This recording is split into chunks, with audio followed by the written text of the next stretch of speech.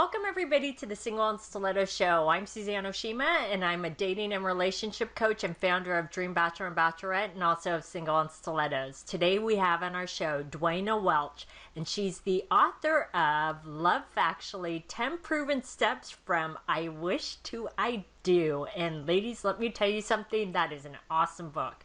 So before we jump into our topic of how can I heal my broken heart and move on, we're going to find out a little bit more about Dwayna and what made you write this book, Dwayna. Well, I wanted to heal my own broken heart and move on. Isn't that how really it always works? That's how physician heal thyself, right?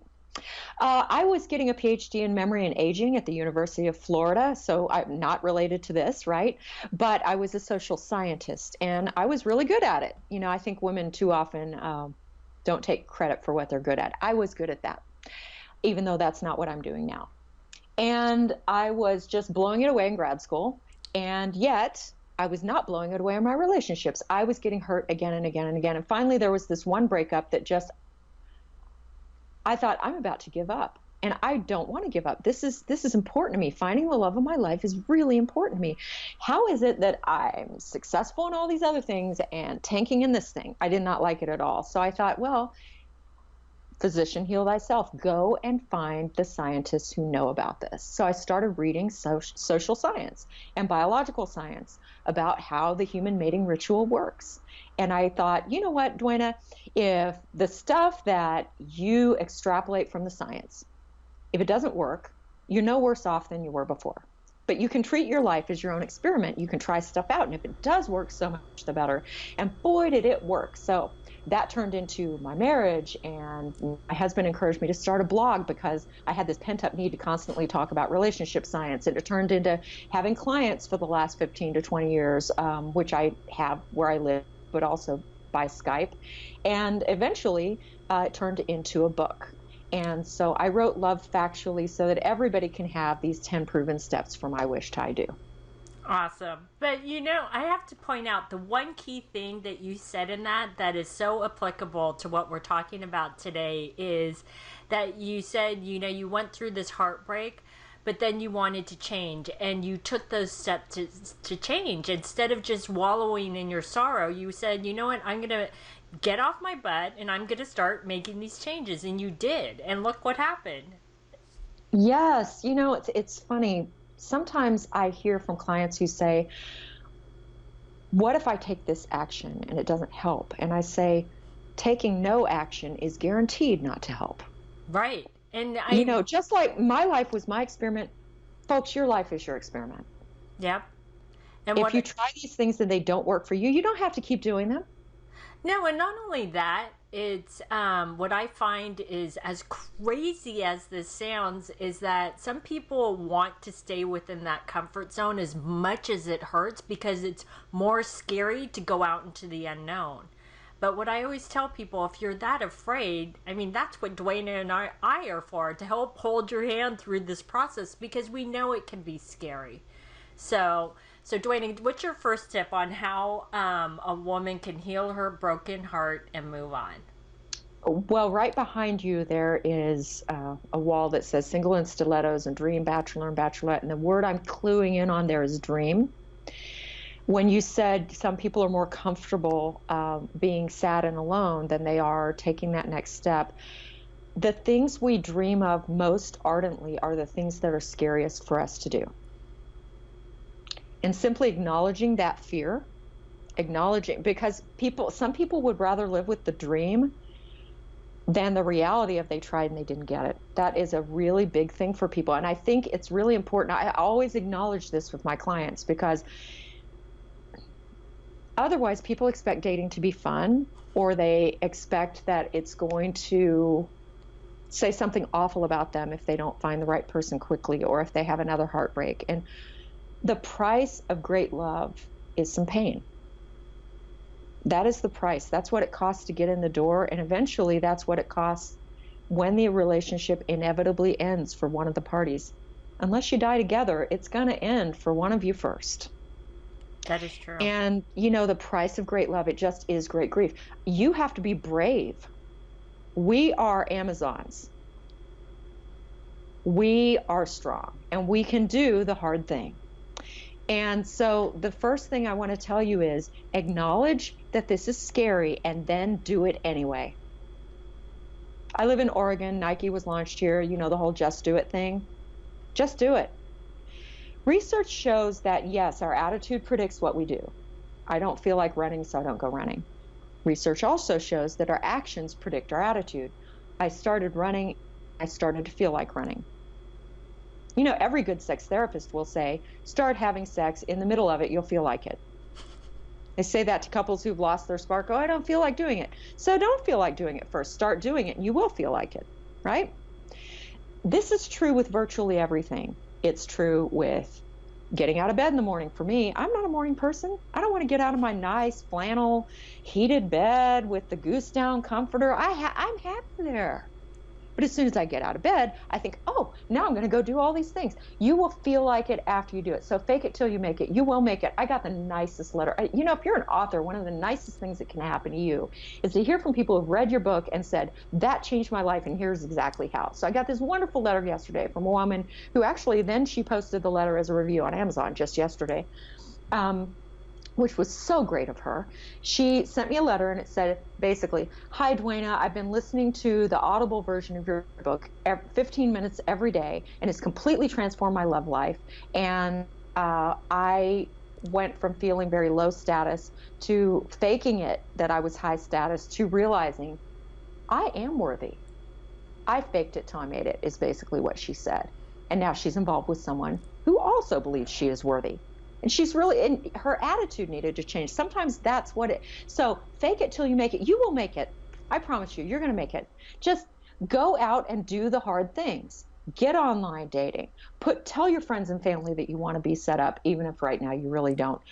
Don't wait to feel like it. Do it, and you will eventually feel like it. So that's the first big tip. That is so true. Just take that first step. And it's true. You're not going to feel like it. You just got to take the first step. And then everything becomes easier. So what's your next tip? Well, Mae West, I don't know if people even still know who she was, but she was kind of a personality in the 1800s who she was just, $1 short of being an actual prostitute, I think. But she used to say, the best way to get over someone is to get under someone else. That's so funny. I remember that she did say that. Yeah. Research concurs, not necessarily with the sex part of it, but with the love part of it. The best way to get over an old love is to find a new love. So there's this scientist named Mavis Hetherington, and she did this study of more than 100 divorcing couples. And her study was incredible because it followed these people the year they got divorced. And then it followed them in their lives every year after the divorce for 20 years. And she did in-depth interviews and questionnaires with the former husband, the former wife, anyone they got involved with, and their kids for 20 years. Wow. Incredible research. Yeah. Virginia longitudinal study. Anyway, she was looking through her data set and figuring out, okay, one of the questions she wanted to ask was, how do people reintegrate? Meaning, how do they get a sense of being whole and okay and happy again after their relationship ends? Because a divorce is a very serious loss of relationship. I've been through a divorce. You didn't know that until today, but I've been through a divorce. And, a lot of times when we divorce someone or leave someone, we still love them. There's another reason we have to leave. I loved my child's father. I loved him the day I divorced him, but I still couldn't be with him. So here's the thing. Dr. Hetherington found that she found only one thing that made people feel healthy, whole, and happy again. One. And it's the one thing everybody else will tell you shouldn't make you feel happy, healthy, and whole again. Get into a new relationship. Because everybody else says, oh, you got to be happy by yourself first. Sorry, I'm about to swear. For those of you with sensitive ears, bullshit. That's bullshit, as we say in my home state of Texas. No. People don't feel happy, healthy, and whole on their own usually unless they are Buddhist monks or nuns. They feel a sense of want when they are by themselves. And that sense of want is your friend. It is what motivates you to leave the Doritos and the couch behind and get off of Facebook and go and find real world people. That's what does it. It's not that you feel so happy that you just want to share it with someone else. It's that you feel lonely and you want connection. That's so true. And I love that you said get off of Facebook, because I'm one of those people that, as much as I love technology, I feel like it connects us, but it also disconnects us from real life people and really making those really personal connections to people in person and not over the internet or not over whatever.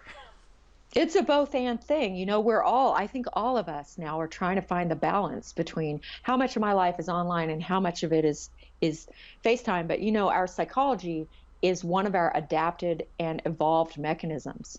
A Yeah, lion has a psychology that tells it defeat the other male lions, kill the cubs, get the girls. I right. mean, I don't admire all that, but that's what it has a psychology. A lot of people don't think of animals as having a psychology, but they do. They didn't just inherit a mane and claws and a roar. They inherited how they think. Yep. We also inherited how we think, and how we think is we need other people. And most of us, almost all of us, need one special other person. So don't give up. Get in a new relationship. Literally more than 20 years of continuous science on that one project with people who had been through devastating heartbreak showed that was the only thing that got them better again. Getting into Aw. a new relationship. That was it. So get into a new relationship. Don't wait to be healed. Get into that relationship, and if it's a good one, you will be healed.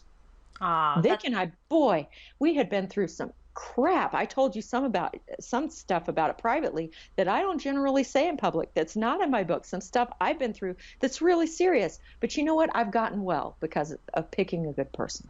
yeah, and look, you're with an amazing husband now. Yeah. Okay, I, do you have one last tip on this? yeah. I want you to all learn something about the science of relationships. You will feel more confident about going forward if you feel like you're doing the stuff that works. And science shows you the stuff that works. There's no longer any reason to just take somebody's opinion or word for it, mine or anybody else's. Learn about what works. My book will put it all in one place for you, but I occasionally meet people who want to read it for themselves. And if you want the list of my references, I'll send that to you for free. Well, these have been some great tips. So, Dwayne, I know you have a free gift for our audience. So, can you tell them a little bit about it? Absolutely. This is my book, as you know, Love Factually, and you can get a free chapter of this book in e-format at lovefactually.co. And I also answer emails for free. Awesome. Well, everybody go to Dwayne's site to get that free chapter. And thanks everybody for joining us on the Single and Stiletto Show. Our show is available both in video format and podcast format. If you would like to view the videos, you can go to singleandstilettos.com. If you'd like to get the podcast, you can download it from iTunes. And if you'd like to get our free ebook on why men disappear without a trace, you can click right here on the video, or you can go to singleandstilettos.com.